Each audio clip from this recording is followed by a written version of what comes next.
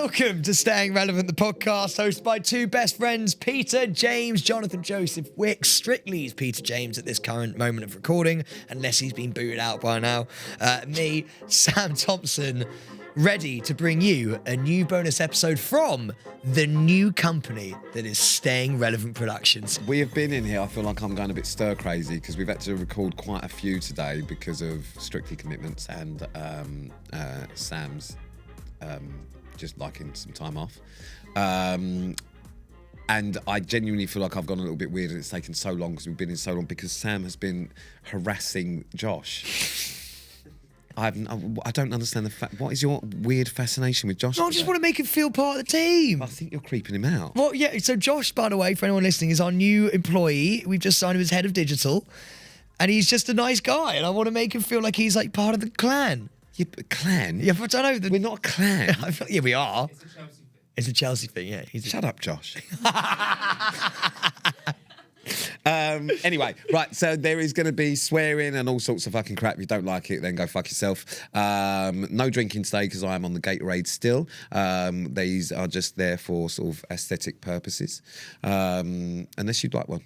I know, I'm okay, thank you, mate. Are you sure? Yeah, I'm because you've got date night tonight. I do have date night tonight. Could start early. We're getting brown chicken. Wow, wow. So this is the bonus episode, which is out on Thursday, which means that you can watch this on Sunday. Monday's episode, which came out audibly, you'll be able to watch visually tomorrow, which is Friday, which means that you can catch us in the ears on a Monday and a Thursday, but for the eyes on a Friday and a Sunday. God, that's a new one from you. I like that. Just thought I'd mix it up. I didn't like it as much, so can we just do Monday, Thursday, Friday, Sunday? I went a bit Thompson on that. Yes, and I know I loved it. It didn't feel natural to Do you like me. it, Josh? Leave him alone. Okay, sorry. Leave Josh alone. Okay. Right. We're bosses now. Make sure you follow us on Snapchat, Instagram, TikTok, all of that crap. And as this is the bonus episode and it's all about you, we need you to write into us. So if you would like to contact us, please email hello@srproductions.co.uk. Sam, what is it? hello@srproductions.co.uk. Thank you ever so much. Let's crack on with the first story. Horsey. That's the subject. Sam is not just saying random words. Amy. That's the name of the person that sent it in. Sam is not just saying random words. Dear Sam and Pete, first off, let me say I absolutely love your podcast. Thank you so much, Amy. I always tune in while running on the treadmill at the gym, laughing out loud like a lunatic. I wanted to share a story with you that I hope you'll find as hilarious as we do. So my partner Phil and I once stayed over at a friend's house, my girlfriend and her boyfriend to be precise. After a fantastic evening, my friend and I headed off to bed while the boys, Phil and her boyfriend, stayed up carrying on the night.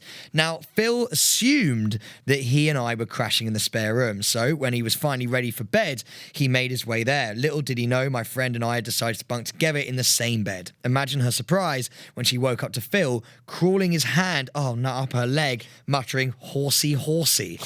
To Phil's utter shock, he realised his mistake when my friend popped her head out from under the covers, giving him the most confused look and asked what on earth he was doing. Poor Phil, completely mortified, stammered out that he thought she was me. Phil has never lived this down, and to this day he still can't explain why horsey was his go-to move in that moment. We've dubbed it the world's weirdest mating call. Hope this gave you a good laugh. Best, Amy. It did give us a laugh, Amy. Horsey. Yeah, weird one, that. I don't know where. I can't even try and figure that out. Let's try and find a link. Oh. Feed the pony. Oh, my God. Oh, my God, that is what it is.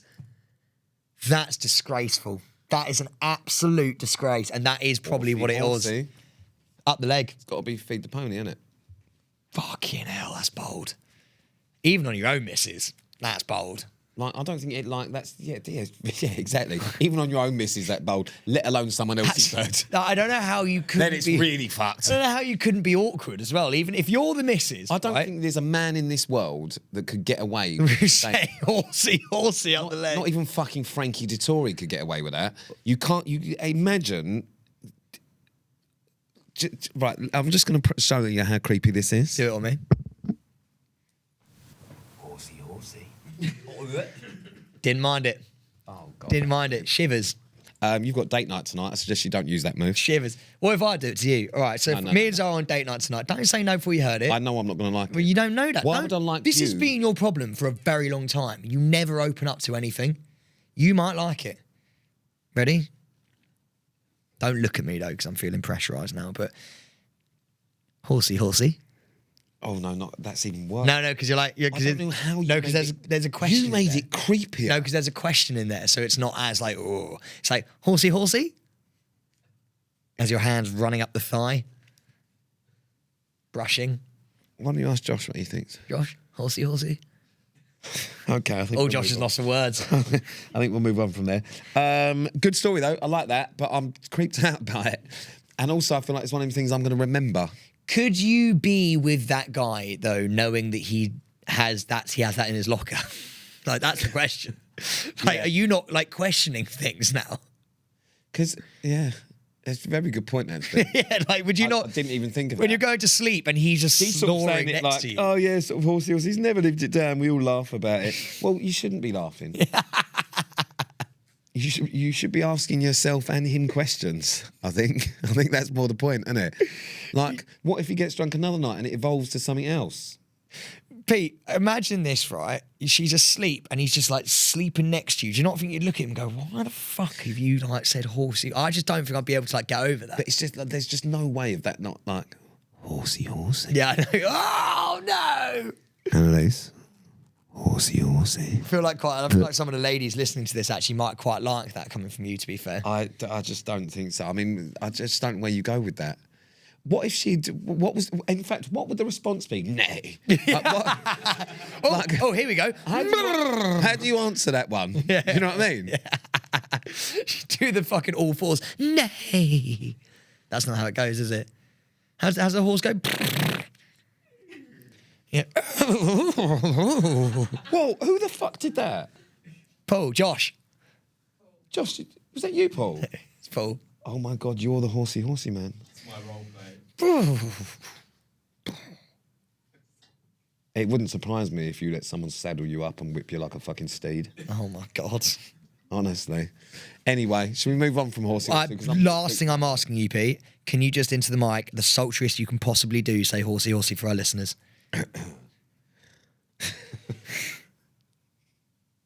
Annalise, I'm sorry. Horsey. Oh, yes! Come on! And if you want more of that, we have a Pete Wicks dick candle en route, ready for you in all the smells. Do you know what? Funny enough, talking about like, just I know we sort of were on merch on the last one, but I've just remembered it. I was with James. You're going to Rudford tell the other story? day. What? Sorry. You're actually going to tell the people? Well, I'm just thinking about it. I just want to see if there's an appetite for it. I was with the photographer that did all the pictures for my calendars over the years, and he would like to put together a calendar to sell at the tour and potentially online. But I don't think anyone really has calendars anymore. Mate, brother, I think people would die. The amount of dishy cloths that went flying off the shelves in our last tour, and now it's best of. It's Pete Wicks, the best. Calendar years. Yeah. But the best ones as well. And limited edition. Yeah, they would be limited edition. Yeah. Did you sign them? No, I'm busy. Although, no, I could sign some. It's an extra tenner for that. Coming into the business, or? What have you contributed to the calendar years? I could do like a little one page at the back. All right, I'll tell you what, you can get a calendar of my calendar years signed by Sam. Yeah, I'll do that. All right, deal. It's a deal. Right, the next one is a story, and I think you're really going to like this one because the subject is doctor's appointment. Oh. This is from Luke, and he starts it with, "Hello, geezers. So I had an absolute fucking mare. Basically, I injured my groin in football. So after a while, I went to the hospital and the doctor told me to get in just my boxers, so I did that. Bear in mind, there was a bit of a language barrier. He then goes, put your clothes back on. Due to the language barrier, I thought he said, take the rest of your clothes off. So I said, just to confirm, you want me to take the rest of my clothes off? And he said, yes. I'm still confused how this got lost in translation. God, I hope this gets better. So he leaves the room whilst I'm getting changed. I'm currently laying on the hospital bed with my old boy out whilst he's in the other room for a good 3 minutes. I then said whilst he's in the other room, "Hi mate, do you want me to put my clothes back on or come in there?" He then runs into the room fucking mortified, shouting, "Put your clothes back on, put your clothes back on." So as you can tell, not the best experience, Luke. Okay, before Pete says anything, Luke, can I just say something? We love the fact you listen to this. Please, whatever Pete is about to say, please don't take this to heart. Luke, mate, stop wasting my fucking time. You got your cock out. Lovely. We got any more? There's nowhere to go with that. You got your cock out, mate. All right, you got the old boy out. Happy days. Absolutely waste of my fucking time, that was. I almost don't feel like you've done that. And I'll be honest with you, Pete. it's the end of the day and I was feeling quite chirpy after the previous letter. And you've just put me right back down to earth with a thud. And it hurt, if I'm honest with you. Sam, so sorry. Anything constructive to say to Luke? I'm going to be honest with you, Luke, mate. I'm normally the one who is on your side, being like, "Oh, that was a bit harsh. I didn't mind it. It was a bit of a shit letter." We normally do sort of like the good cop, bad cop vibe. But I can't help you with that one. I'm surprised it managed to seep through the cracks, but it has. So well done. You got your 30 seconds of staying relevant fame. No, don't say that. But well done. You are on the podcast for no longer. I have nothing for that. I mean, you've left us with not much to discuss there. Luke, you went to the doctors and got your cock out because you couldn't understand him. Sweet. Save that story for your mates and don't fucking bore me with it. Luke, you've lost us listeners. But we may have another anonymous, and this is what we like. We do. Please, this has to be the one. Subject, please stop calling my colleague. Please stop my colleague ruining your podcast. Oh, with Luke. Dear Sam and Pete, I hope this email finds you both riding high on the wave of your relevance and enjoying life as much as I enjoy your podcast. I just wanted to drop you a quick note to let you know how much your show has become my sanctuary since I returned to work after maternity leave. It's my little slice of sanity among the chaos of juggling office life and new motherhood. Consider it my personal therapy session without the awkward couch. Here's my dilemma. My colleague, let's call her Pamela, seems to have mistaken my podcast time for her personal soap opera hour. Every time I try to immerse myself in your brilliant banter, Pamela decides it's the perfect moment to delight me with the latest episode of The Ex-Husband Chronicles. Spoiler alert, her ex isn't exactly a front-runner for any Life Choice Awards, but I'm starting to wonder why he didn't leave her sooner. She's more needy than my baby. Pete, she's very you. Now, I'm considering this the unthinkable. I found myself wrestling with the idea of sending a scathing email to HR.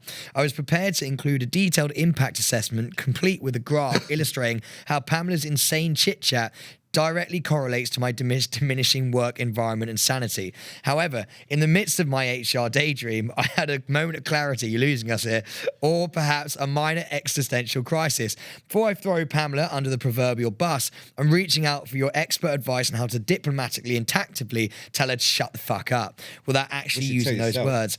I'm aiming for something that gives "please stop talking" with the grace of a royal decree and the subtlety of a sledgehammer. Thanks for being my podcast saviors and for keeping me laughing among the chaos. You guys are my heroes. And Pamela's ex? Well, he's just a tragic subplot I'd happily never hear about again. P.S. Please keep me anonymous. I'd prefer not to end up in HR's crosshairs myself.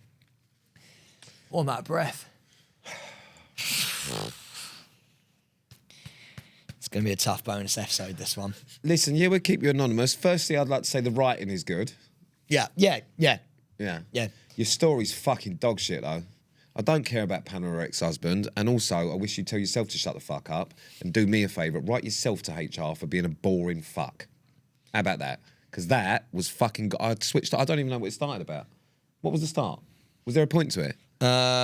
It was... It's got to go a few pages back. I'm just going to see how quickly I can get rid of all of our listeners.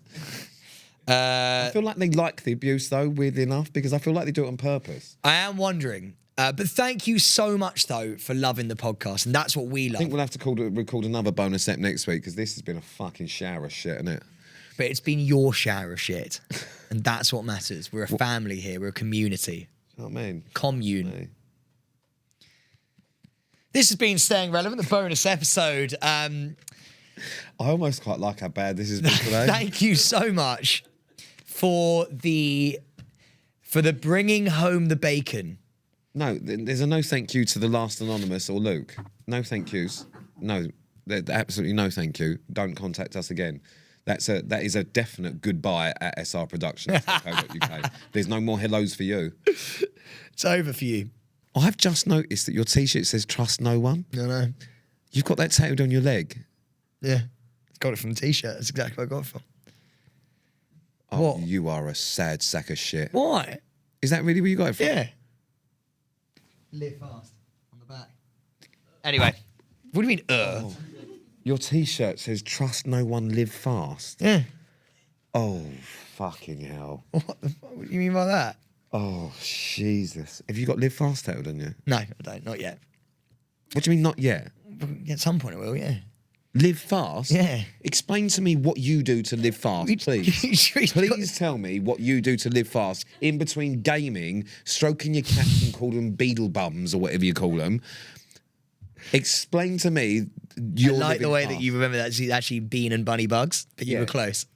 Whatever. I live fast. I like to live on the edge. I like to remind myself to do that. I like to be on my toes. I like to keep other people on their toes. What was the last thing you did that was on the edge? Well, I mean, fucking, what did I do? Oh, you put me on the spot now. Yeah, but I mean, live fast, man. What did I do that's on the edge? I feel like I've done some on the edge stuff recently. Yeah.